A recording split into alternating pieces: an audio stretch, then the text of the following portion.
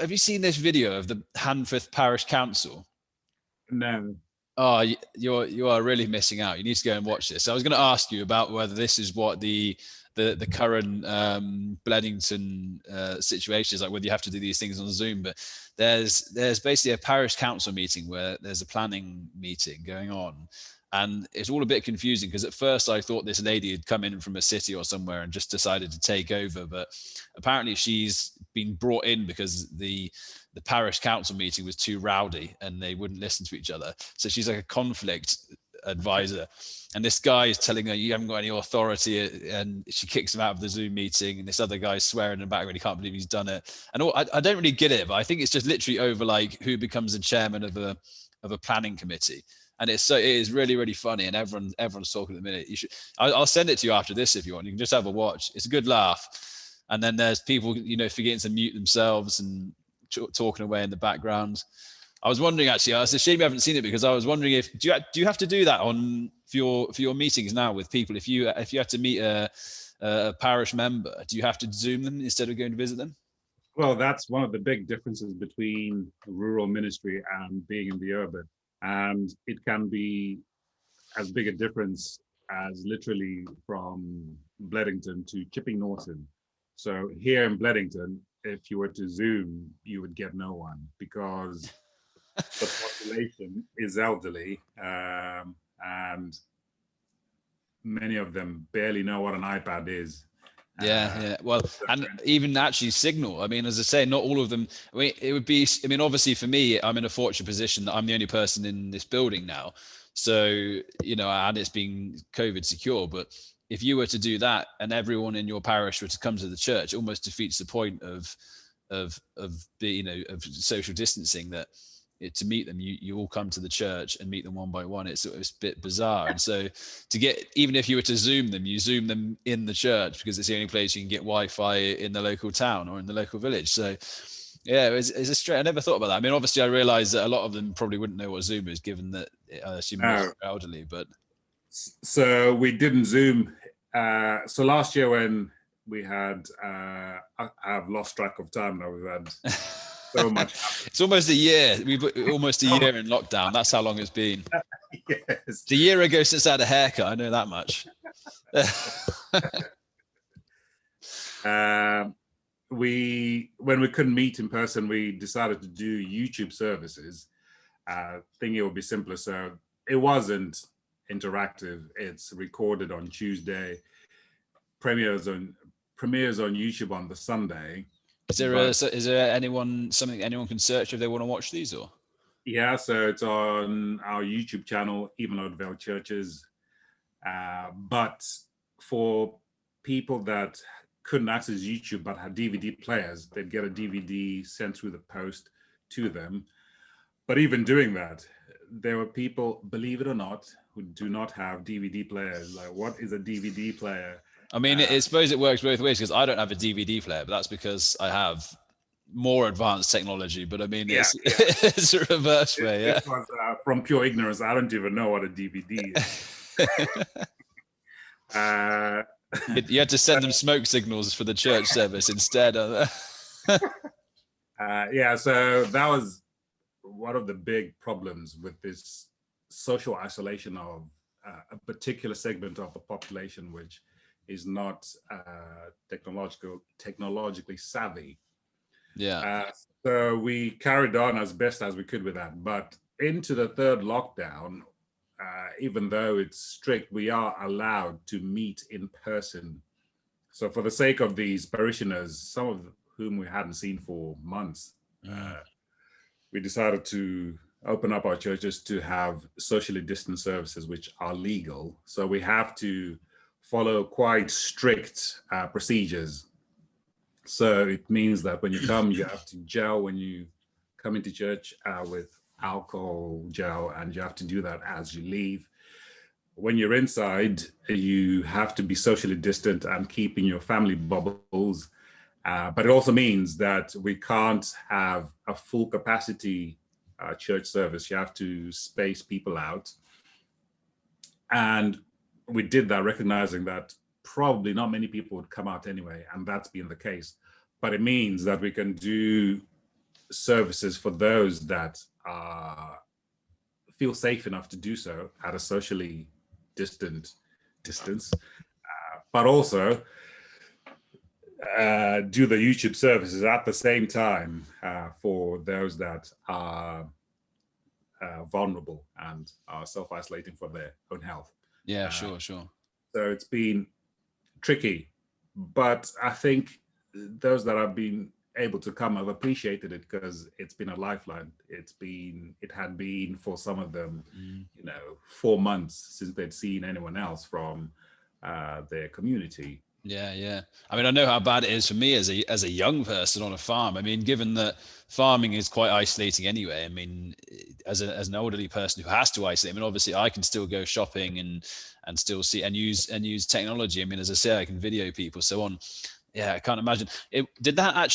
Was that recognizable when the lockdowns came? Have you had to do a lot more sort of, I don't know, sort of, I wouldn't say mental health assistance for parishioners, or does that become more notable after lockdowns, or is it any other differences you've noticed through the lockdowns as to what changed over your daily duties? I mean, probably we should say, I don't know if you said before, I might have already gone through it, but what your daily duties actually are as a rural reverend, and if or how they've changed through COVID.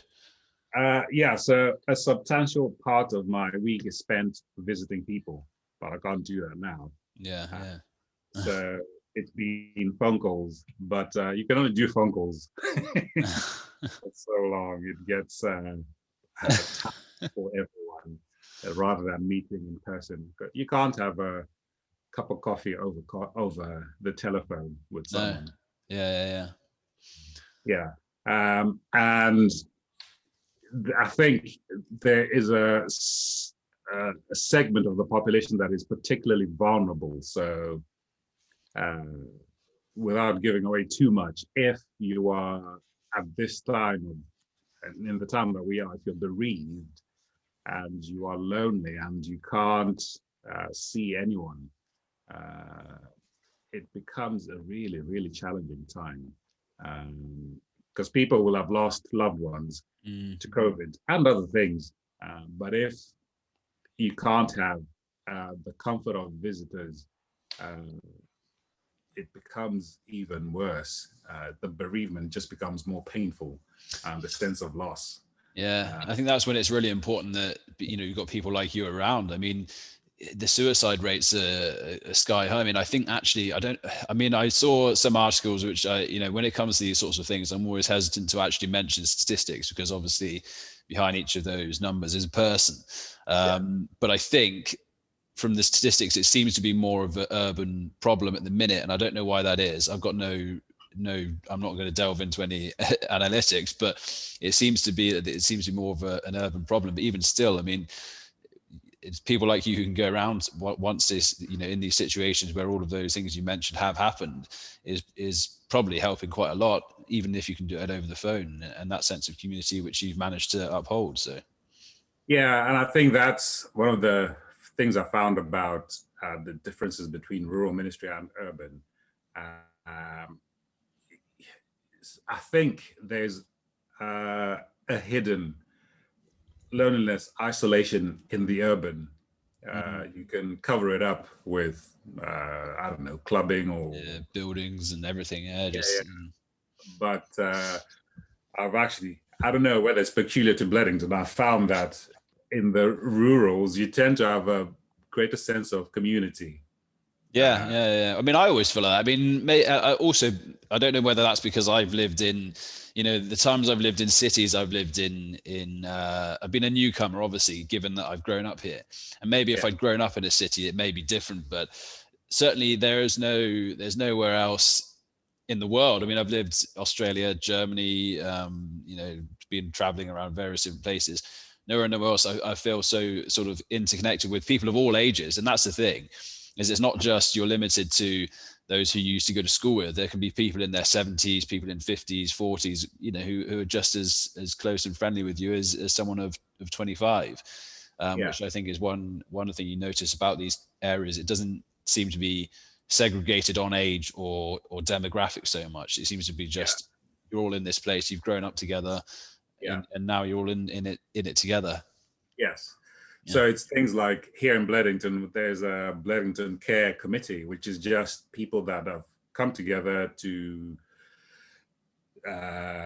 set up a group of volunteers to help out each other and people in the village with, picking up medication or hosting or helping out with funerals. So I think there's a greater cohesion of the community, which you can take for granted actually, until you go into the urban, where people tend to live more isolated lives, and you have to make special effort.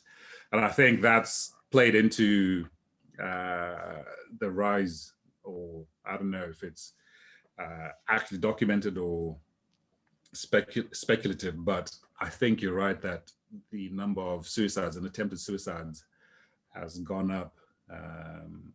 There's a consultant in ICU who's known to a friend of mine, was saying the exact same thing, that they've noticed an increase in that, but it seems to be an urban problem more than a rural issue. Yeah, and I think, well, actually, I mean, again, I don't know if I'm just talking out of my own volition, but it's for being able to have those walks in the countryside and having being around nature has such a, I mean, it has such a healing effect on your mental health anyway. Yeah. And especially in times like this, when you can just go out and just see, have a walk in the trees or whatever else it might be, it can actually do more than you think, or more than some may think, for that. And I mean, personally, I think I would go mental if I was in a city at the minute. I mean, obviously I'm a farmer boy anyway, so I mean, at any point, if I was in a city, I think I'd be going a little bit, I get a little bit fidgety. Even when I was at uni, I like to be out cycling out in the countryside just to get away from the concrete and the noise and the pollution. Some people don't like it, but I wouldn't give it up unless I had to. If there was a job that you had to live in a city, fine. But I'd always, as soon as I had to live in London, I'd be on the train on the weekends, going somewhere, cycling out of the city and finding somewhere green to go and walk around. Yeah, it's not a bad place to be in lockdown, the Cotswolds, because you're in a flat in London and you can go anywhere. That's what everyone has been saying is that, at least, I mean, I know people my age who are similar position and, in various different states of employment, whether they're unemployed, whether they've been made redundant, whether they've lost family members, but all of them always say, well, at least we're in the Cotswolds, or at least we're in the countryside, there's some sort of salvation or silver lining, let's say.